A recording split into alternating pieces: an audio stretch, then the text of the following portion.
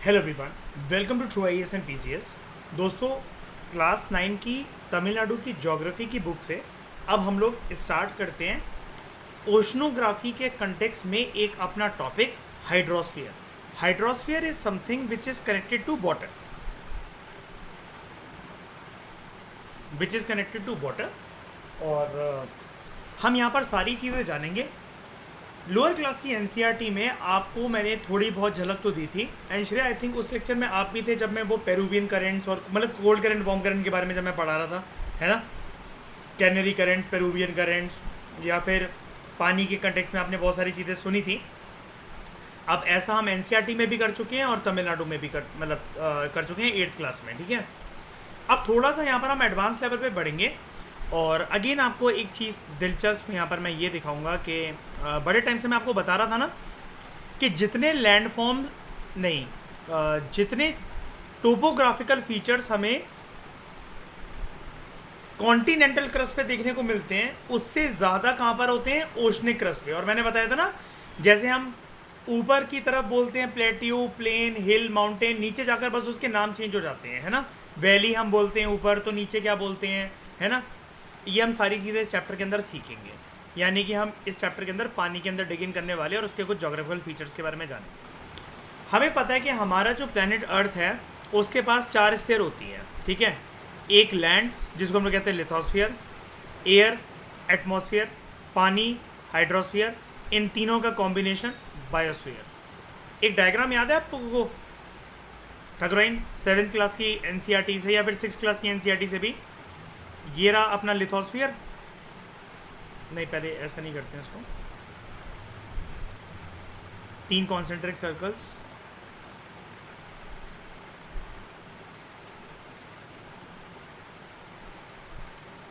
ये वाला जो हिस्सा है, ये अगर मैं इसको बोल दूं, ये है अपना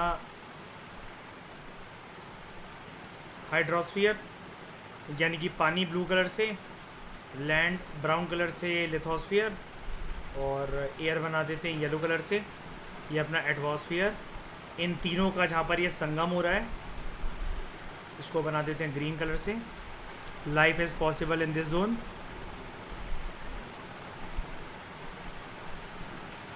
ये क्या होगा हमारे लिए?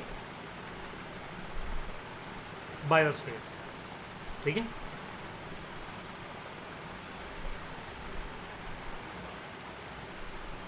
तो राइटर आपसे कह रहा है कि प्रीवियस चैप्टर्स के अंदर अभी तक हम लोग लिथोस्फीयर और एटमॉस्फेयर, यानी कि हम लोग लैंड ज्योग्राफी, क्लाइमेटोलॉजी के बारे में पढ़ चुके हैं। अब हम ओशनोग्राफी के बारे में डिस्कस करना स्टार्ट करते हैं। हाइड्रोस्फीयर, पृथ्वी पर सबसे एक अहम और जो कीमती चीज़ है वो है पानी। हमारा जो अर्थ है उसको ब्लू प्लैनेट बोला जाता है, बिकॉज पानी यहाँ पर काफ़ी अधिक मात्रा के अंदर है, एंड यही बात हमारे प्लैनेट को दूसरे प्लैनेट से अलग बनाती है। जब हम बात करते हैं हाइड्रोस्फीयर की, हाइड्रोस्फीयर का सिंपल सा मतलब ही होता है पानी, जो कि अलग अलग फॉर्म के अंदर, अलग अलग फॉर्मेट के अंदर हमें अर्थ पर देखने को मिलता है। अर्थ का जो सरफेस है 97% से भी ज़्यादा जो अर्थ का सरफेस है उसकी जगह ओशन ने ले रखी है, and less than 3% of water is held on land in the form of glaciers, ice caps, ground water, rivers, lakes and water vapour in the air. ये पानी के अलग अलग सोर्स हैं कि सबसे ज़्यादा मतलब सबसे ज़्यादा नहीं, वो तो अभी मैं आपको आगे बताऊंगा। पानी हमें पृथ्वी पर अलग अलग फॉर्मेट के अंदर कहाँ कहाँ देखने को मिलता है, ठीक है। अच्छा, आपको याद है मैंने आपको एक चीज़ बताई थी, यूपीएससी ने साल 2020 में इसके ऊपर प्लिम्स के कंटेक्स्ट में क्वेश्चन पूछा था। ठकुराइन याद है वो 7th क्लास की एनसीईआरटी से एक वो स्पून का एक डायग्राम था जिसमें वो बता रखा था कि अगर इतनी ड्रॉप आप ले लो तो वो ये ग्लेशियर्स है, इतनी ड्रॉप आप ले लो तो ये आइस कैप्स है। उस छोटे से एक बॉक्स से यूपीएससी ने जो है वो क्वेश्चन पूछा था, याद है जिसमें, है ना। तो यहाँ पर जो है हमें पानी वो ग्लेशियर्स की फॉर्म में, ice caps, ground water, rivers, lakes और वाटर पेपर की फॉर्म में हमें देखने को मिलता है। हम बात करते हैं हाइड्रोलॉजिकल साइकिल के बारे में। पृथ्वी पे जो पानी है वो स्टैटिक नहीं है, it is always in motion. ये मूव क्यों करता है पानी?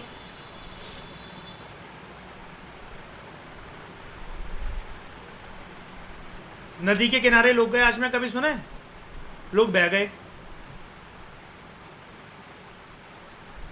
क्यों मूव क्यों करता है? एक तो इसके पीछे रीजन क्या है, अर्थ का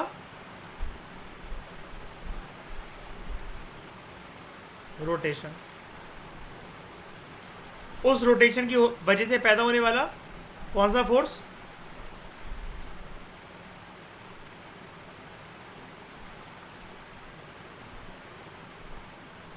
एक और कौन सी फोर्स? एक और कौन सी फोर्स?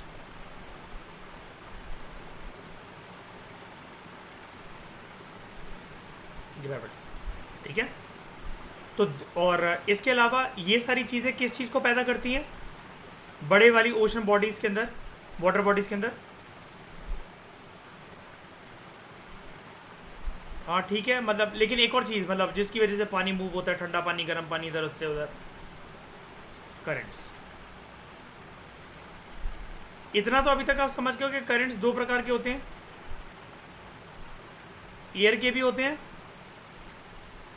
वाटर के भी होते हैं। वाटर वालों को क्या बोला जाता है? Typically ocean currents.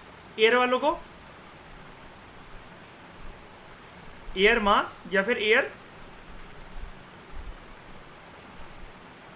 फ्रंट। ठीक है, ये जो कॉन्टिन्यूस मूवमेंट होती है पानी की on above and below the earth surface, ये अबव एंड बिलो क्यों कह रहा है अर्थ के सरफेस पर? क्योंकि लैंड सरफेस पर भी तो हमें पानी देखने को मिलता है। ज़रा किसी भी कैसे पानी का नाम बताओगे? हाँ, अर्थ के सरफेस के ऊपर सबसे पहले बताओ। नहीं सही कह रहे हो, सरफेस के ऊपर पहले बताओ। हम कहानी में से शुरू कर रहे हैं। लेक हो गया, और रिवर्स भी तो वहीं से आती हैं, रिवर्स भी तो वहां से आती हैं। पॉन्ड्स हो गया। अच्छा, इसके नीचे बताओ जरा।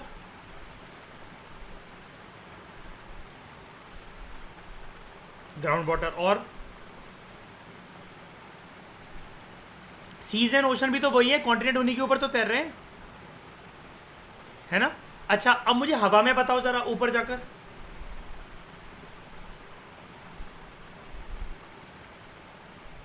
हाँ सिंपल उसको बोल लो, हवा के अंदर मॉइस्चर, वाटर वेपर। ठीक है।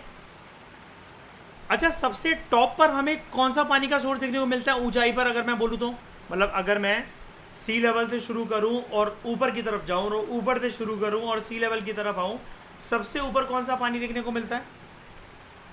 अर्थ के सरफेस से शुरू कर रहा हूं मैं। हाँ नहीं यार, हवा में वाटर वेपर ना, हवा से ऊपर तो कुछ भी नहीं हो सकता। ठीक है, फिर अगर कोई ऐसी चीज जो कि टोपोग्राफिकल फॉर्मेट के अंदर तो अंदर हो, तो क्या? Ice caps and glaciers. फिर लैंड के नीचे क्या? Ground water. ठीक है,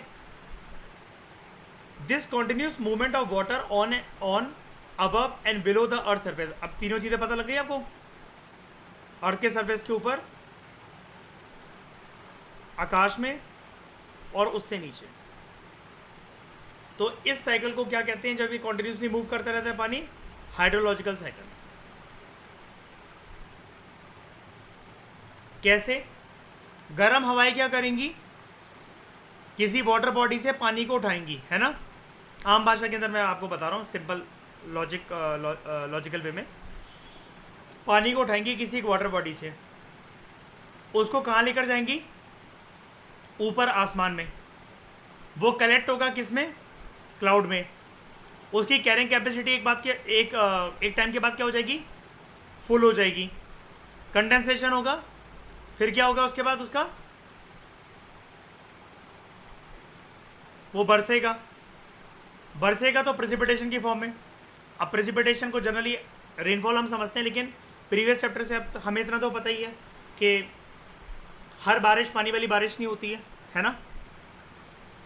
बादलों से हर चीज़ पानी की फॉर्मेट के अंदर नहीं गिरती है।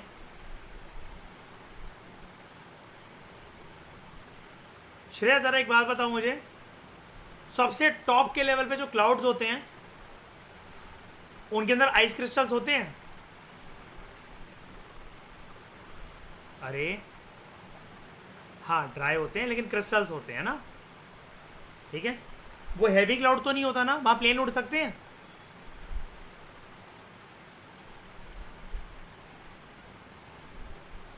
बिल्कुल उड़ सकते। देखो आप ये तो नहीं कह सकते प्लेन तो मैं वहीं उड़ाऊंगी, प्लेन तो मैं वहीं उड़ाऊंगा जब बादल का नामो निशान नहीं होगा। वो ट्रोपोस्फियर के तो ऊपर ही चला जाता है ना, राइट। और वो बादल कुछ ऐसे नुकसानदायक भी नहीं थे, बहुत पतले से थे, ठीक है।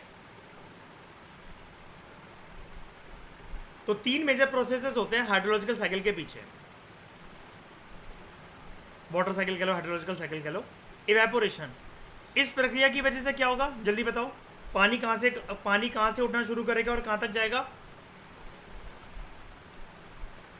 हाँ बोल दो, सिंपल बोलो कि सर अर्थ के किसी सरफेस पर या उसके पास पर, यानी कि सी, लेक्स, रिवर्स, ओशंस, पॉन्ड्स या कोई भी पानी, बालकनी में आपने पानी क्यों नहीं फेंक दिया है, उसका भी तो इवेपोरेशन होता है ना। ये सारा पानी भाप बन के ऊपर जाएगा। इवेपोरेशन के लिए किस प्रकार की हवा होनी चाहिए? Hot air. क्यों? बिकॉज हॉट एयर इज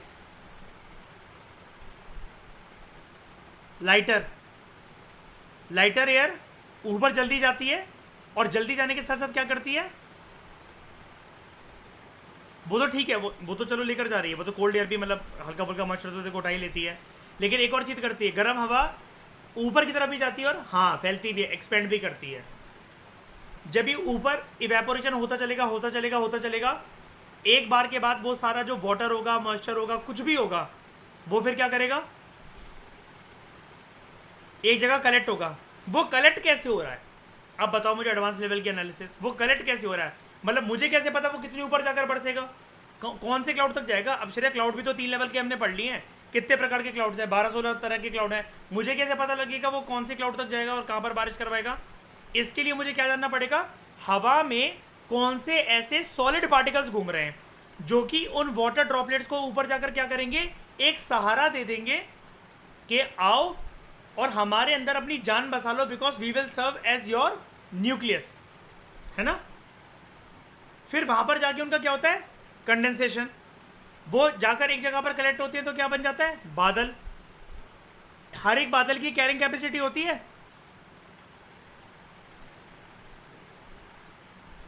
इसमें होती है कि जब नल का खोला तब निकाल लिया पानी, फिर बाकी स्टोर होने दिया, नहीं ना। तो कंडेंसेशन होता है उसका, और अल्टीमेटली जब उस बादल की कैरिंग कैपेसिटी जो होती है वो फुल हो जाती है, तो वो बादल क्या करता है? ब्लास्ट हो जाता है और वो प्रेसिपिटेशन गिराता है। अब वो कहाँ पर होगा, क्या करेगा, कौन से रीजन में लोकेटेड है, ये सारे इसको कुछ डिटरमाइनिंग फैक्टर्स होते हैं। तो प्रेसिपिटेशन किस किस फॉर्म में गिरती है? मोस्ट प्रोमिनेंट रेनफॉल, दूसरा स्नोफॉल, तीसरा स्लीट स्टॉर्म, चौथा हेल स्टॉर्म, या फिर हल्की फुल्की अगर बूंदाबांदी हो रही है तो श्रेय को टर्म देखा था हमने,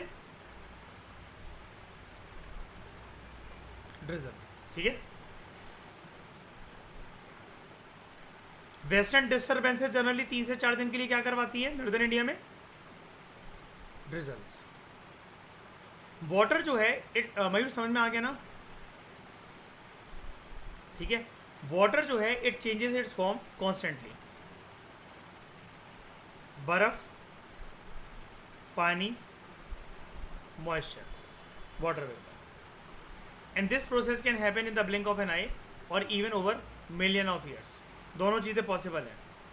अब देखो बहुत एक्सट्रीम नहीं बोल गया, ब्लिंक ऑफ एन आई से लेकर मिलियन ऑफ ईयर तक इसमें टाइम लग सकता है। कैसे? आप राजस्थान में खड़े हो, आपको किसी ने एक छोटा सा ओले जितना बड़ा, हेल स्टॉर्म जितना बड़ा एक टुकड़ा दे दिया, हेल जितना बड़ा एक टुकड़ा दे दिया बर्फ का, आपने उसको हाथ पे रखा, मुट्ठी बंद करी, जैसी मुट्ठी खोली गायब ना वो। लेकिन वहीं पर ग्लेशियर्स जो होते हैं वो मेल्ट बहुत लंबे ड्यूरेशन के टाइम पर होते हैं ना। जब ग्लोबल वार्मिंग की प्रक्रिया होती है पूरी प्लेनेट पर, पूरा प्लेनेट वार्म हो रहा है तो ग्लेशियर पिघलेंगे ना। आप समझ गए वो ऐसा क्यों कह रहा है, इतना एक्सट्रीम क्यों बोल रहा है कि ये जो बर्फ़ से पानी, पानी से मॉइस्चर बनने की जो प्रक्रिया है, कुछ कुछ जगह पर it can happen in a blink of an eye और even millions of years. Earth पर जो वाटर रिसोर्सेज होते हैं आप उनको दो कैटेगरी में क्लासीफाई कर सकते हो, एक फ्रेश वाटर,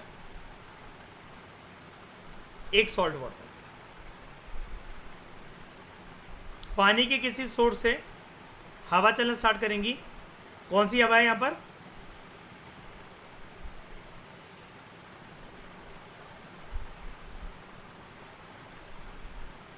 हॉट एयर। अच्छा मुझे एक बात बताओ श्रेया, इसमें ठाकुरन आप बताओ कि अगर ये पानी है, दिख ही रहा है पानी है और सी है, ओशन है, जो मर्जी आप मान लो, यहाँ पर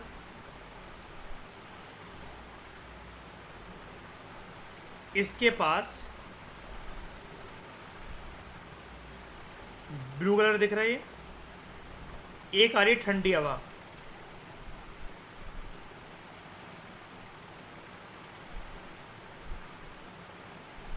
एक आ रही है गर्म हवा।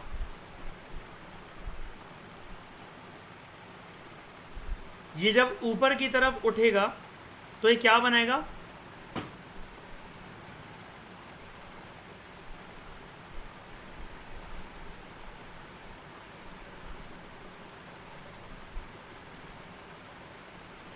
ऊपर की तरफ उठेगा तो ये क्या बनाएगा?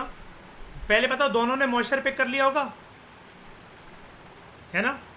कोल्ड एयर ने भले ही कम करा होगा लेकिन कर तो लिया ही होगा ना। दोनों आपस में टकरा रही हैं। ये ऊपर की तरफ जाएगी हवा कि नीचे की तरफ आएगी? पहले ये बताओ। ऊपर की तरफ जाएगी ऐसे। ये क्या बनाएगा? फ्रंट बनाएगा। लेकिन जो पानी के ऊपर जब ये फ्रंट बनाएगा श्रेया, तो ये कौन सी रेनफॉल करवाएगा कोस्टल इलाकों में? Very very good, brilliant. आप समझ गए साइक्लोनिक रेनफॉल कैसी होती है? इसमें दिया था ना इसका मैंने सुबह एक्सप्लेनेशन आपको, कि बारिश क्यों हो पाती है। तो उसको छोड़ो, ये तो कनेक्टेड है इसलिए मैं आपसे बार बार पूछ रहा हूँ, ताकि ऐसा ना हो कि आप फिर कुछ नया पढ़ो फिर पुराना भूलते चल रहे हो। तो यहाँ पर कैसी हवा है आपने बोला? हॉट है। ये पानी के सोर्स से बहेगी और उसको ऊपर की तरफ लेकर जाएगी अपने साथ मॉइस्चर को। उसके बाद यहाँ पर आप देख पा रहे होगे, यहाँ पर प्रक्रिया स्टार्ट होगी।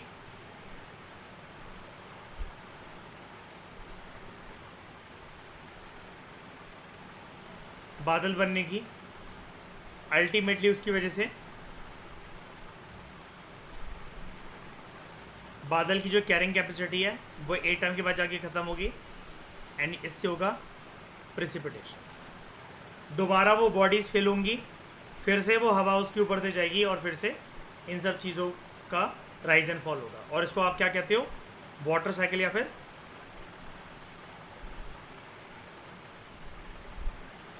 Hydrological cycle.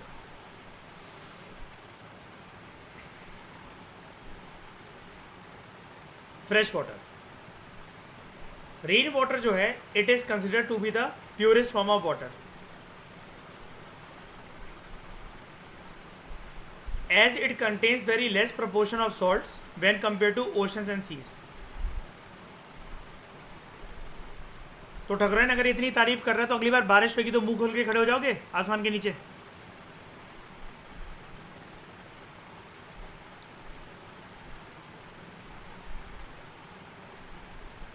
बताओ, अगर इतना ही अच्छा पानी है, फ्रेश वाटर है रेन वाटर का, तो श्रेया क्यों ना हम इससे बाल्टी भर के यहाँ से पानी पिए?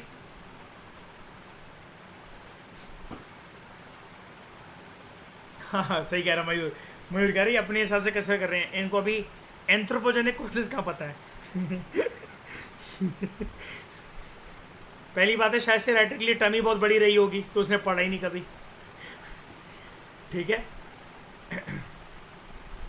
Hence it is called as fresh water. लेकिन जोक्स अपार्ट, बारिश का पानी सबसे प्योरेस्ट फॉर्म ऑफ पानी माना जाता है पूरी पृथ्वी पर।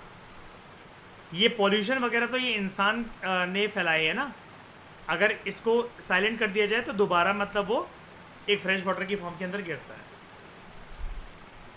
आज के समय में अगर बारिश के पानी को पी लिया जाए आशिमा, तो क्या प्रक्रिया होगी शरीर में?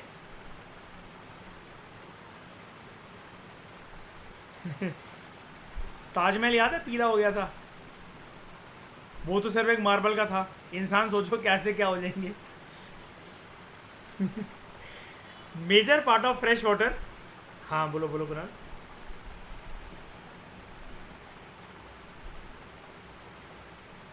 बहुत ज़्यादा, और वो जहरीला होता है और वो कैंसर कर सकता है इंसान को। हाँ, इंसान को कैंसर तक उसको कर सकता है। It is just like drinking water from AC. AC का पानी भी बहुत जहरीला होता है, आपको पता है? उसको कहते हैं स्किन पे टच भी नहीं होने देना चाहिए। आपको पैचेस पड़ सकते हैं स्किन के, आपकी स्किन के ऊपर। एसी का पानी अगर कभी आपके ऊपर पड़ता है, इमिडिएटली आपको वहाँ पर सैनिटाइज़र लगाना चाहिए या फिर सोप से धोना चाहिए अपने हाथों को। पीता तो नहीं है तुम में से कोई एसी का पानी? अब पानी नहीं आया है? हाँ, कोई नहाता तो नहीं है? कूलर का फिर भी ठीक होता है, आपको पता है? कई लोग आज भी, और पहले भी ये प्रक्रिया चलती थी, कूलर के पानी में, कई कई कूलर बहुत ठंडे होते हैं, बहुत ज़्यादा ठंडे होते हैं। अब तो ये प्लास्टिक वाले चलती है तो बकवास हैं। लोहे वाले जो कूलर होते हैं ना, जालियाँ वाले, मयूर श्रेया आपको तो पता ही होगा, पंजाब यूपी एमपी की शान होते हैं वाले कूलर। लोग रात भर कूलर को चलते चलते ना, इसके अंदर ना उसका पानी जो पूरा भर देते थे, तो मैंगोस, तरबूजा, खरबूजा वो डाल देते थे और वो सुबह तक एकदम चिली चिल हो जाता था। वो करते हैं ना उसके बाद। लेकिन ये वाला काम एसी के बारे में नहीं करना आप लोगों को, ठीक है?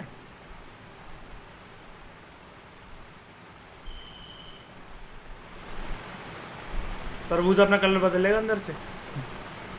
Major part of fresh water is found in frozen state in the form of ice caps and glacier. यानी कि हमें क्या पता लगा यहाँ से, सबसे ज़्यादा जो वाटर है पृथ्वी पर वो किस फॉर्मेट के अंदर हमें देखने को मिलता है?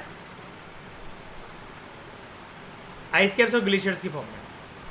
Around 1% of it is found in the liquid state as rivers, streams, lakes, ponds etcetera.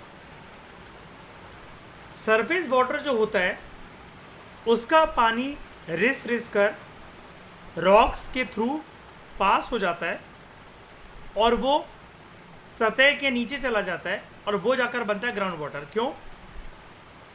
Rock आपको कितनी भी ठोस लग रही हो, कितनी भी टाइट लग रही हो,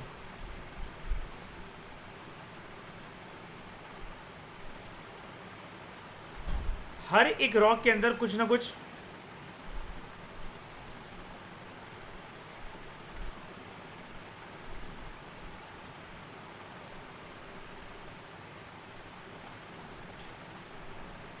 बहुत छोटे छोटे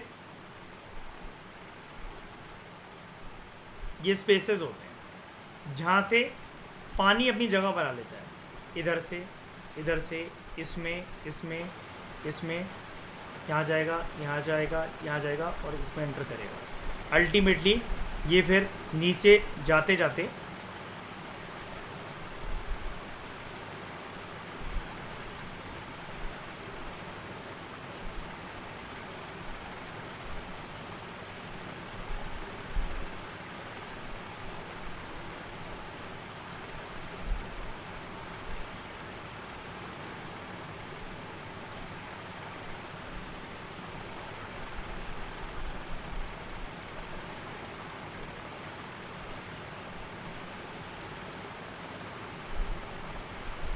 ग्राउंड वाटर को फिल करना,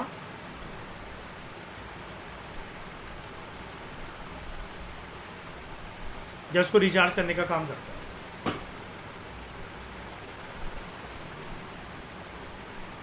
फिनलैंड कहाँ की कंट्री है, कौन से कॉन्टिनेंट की? Europe. It is known as land of 1000 lakes. There are 1,87,888 lakes in Finland.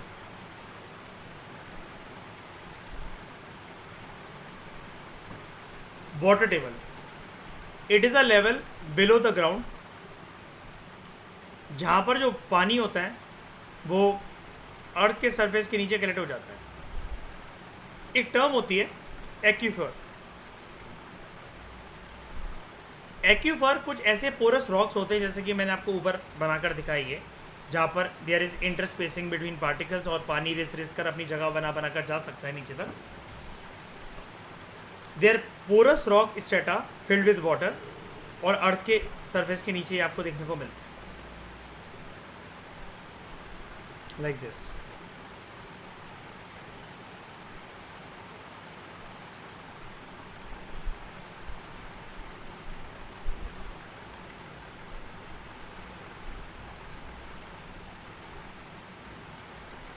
हाँ, पानी को फिल्टर भी करता है बिल्कुल. और जो इसको है, तो ये एक्यूफर एक तरीके से ग्राउंड वाटर ही ना, बताओ, अगर ये नीचे जा रहा है ना. जब भी आप एक्यूफर से पानी निकालते हो उसको बोला जाता है एक्यूफर डक्ट. क्या बोला जाता है? Aquifer duct.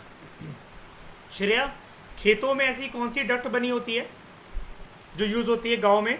सबसे पहले हैंडपंप.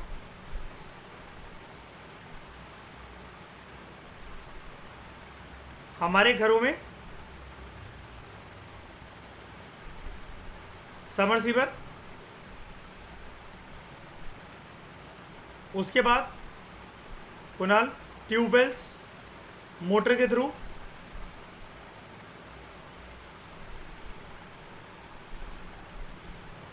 ये सारे के सारे कुछ ऐसे तरीके होते हैं जिससे मतलब ये काम करते हैं एज एक्यूफर डक्ट. ओके,